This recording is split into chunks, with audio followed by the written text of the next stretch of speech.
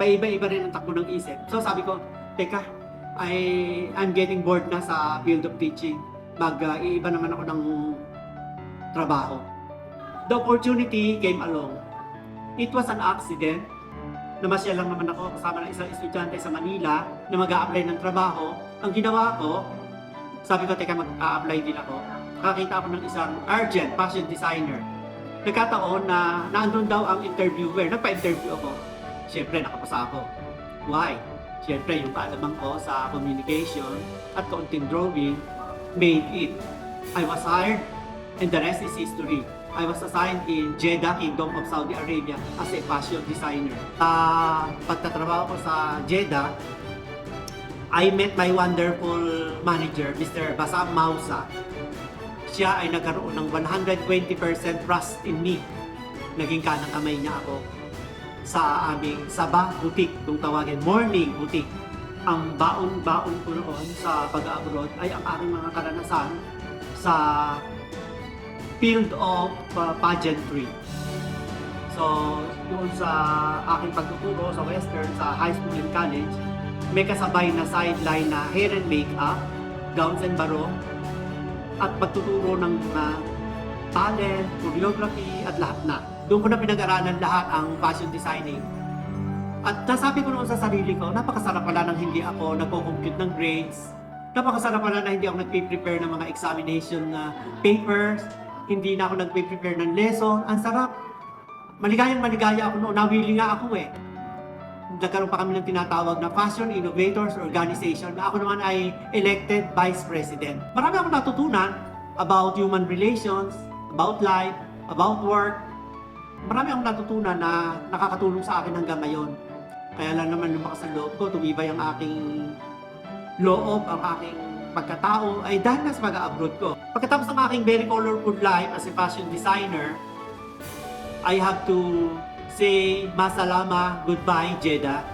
I have to go home and then ano ang gagawin ko sa Pilipinas? I'm back to teaching where my heart is. Sa akin namang pagtatrabaho sa pageantry ay syempre ang number one kong mentor ay si Eni Katubo.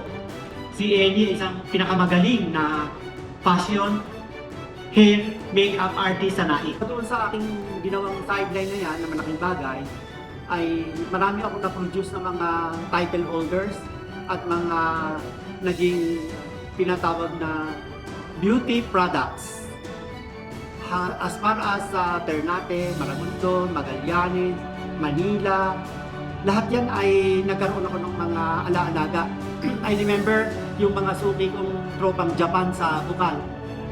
Tinawag ko silang tropang Japan kasi mga nasa Japan ang mga magulang and they can afford to pay me. Tapos akin din ang mga mutya ng Maragondon. Hindi ako makakalimutan ng mga taga Maragondon. Siyempre yun ang mga suki ko naandyan. Pero siyempre sa Naik, lalong mas marami akong suki dito sa atin na mga nag-title, na mga hindi ako nakakalimutan up to now. Marami sila. Ang aking mutya ng Kabataang Barangay, si Gina Tibayan. Ang aking Miss Labor Day na si Joy Arenas. Ganon din ang aking mutya ng Naik, si Lailani Digno, si Cheryl Ganyak.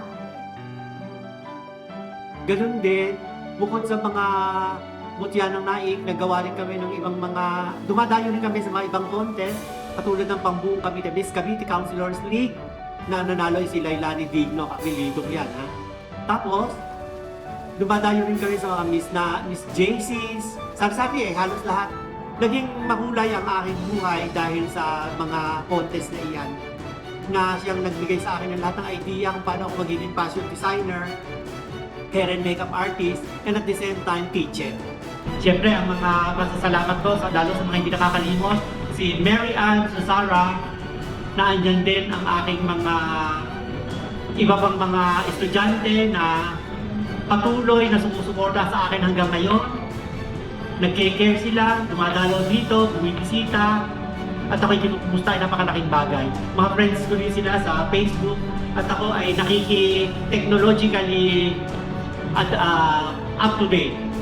So, sa mga hindi ko po nabanggit o nakalimutan, patawarin niyo ako. Tao lang ako. At syempre, ang aking memory naman ay may hangganan din. Syempre, si Arlene Hoya Hernandez, thank you so much.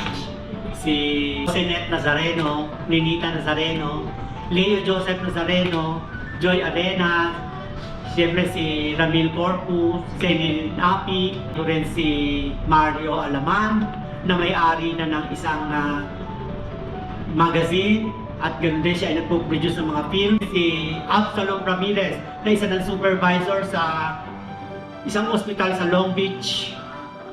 Ganon din si pamangkin Elvira Soriano na nasa Las Vegas. Siyempre si Sir Eugene Santos nasa Las Vegas din, hindi pwede makalimutan. Napakagaling ni Sir Eugene Santos. Ganon din ang aking mga nakasama sa aming Western Colleges Organization. Ang aking kaibigan, best friend si Ma'am Yolinda Matro Poblete. Na grade 4 pa lang kami magkaibigan na hanggang sa kami naging magkumare. At bukod na napakatalino ng aking kumaring ito ay marami siya ibinahagi sa akin sa buhay na mga positivities na siyempre sinusunod ko naman at isinasabuhay ko. Sa ngayon, ang aking nandito sa Pia Pizza Colleges ay ang aking mga kasamahan dito sa Pia Pizza College in Naik. Dahil lahat sila ay naging mabuti sa akin, inalagaan naman nila ako. Siyempre, ang aming administrator si Sir Dennis Dulatre, ang mga kasama ko si Sir Edwin Apolona, si Ma'am Cyril Reyes, Ma'am Heidi Lisama, Sir Jay Comalinaw, Sir John B. De Leon. Halos lahat dito ay nagbigay ng 100% na pakikisama sa akin. Na ako bilang pinakamatanda dito ay tinitingnan din nila at ginagala. Kaya yun naman ang gusto ko sa kanila. At ang aking pinakamalaking gratitude ay nakay si Engineer Gerald Jones dahil siya ang responsible kung bakit ako napapunta sa Pia Pizza Colleges. Yung mga hindi ko talaga nabanggit na ay sa Facebook na lang kayo babanggitin. But anyway, I am hoping na sana ma-appreciate nyo ang pag-appreciate ko sa inyo at kung kayo naman ay hindi nabanggit, pag magtatampo. Talaga sa buhay, you cannot please everybody, you cannot accommodate everybody. Hindi kayo kakasya lahat sa ating isipan. Napakadami ninyo, Diyos ko, umaapaw na. Ang iba'y nandun na sa lupa, sa dami. But anyway, pasasalamat pa rin, pagbate sa lahat ng mga naging bahagi ng buhay ko. Thank you very much.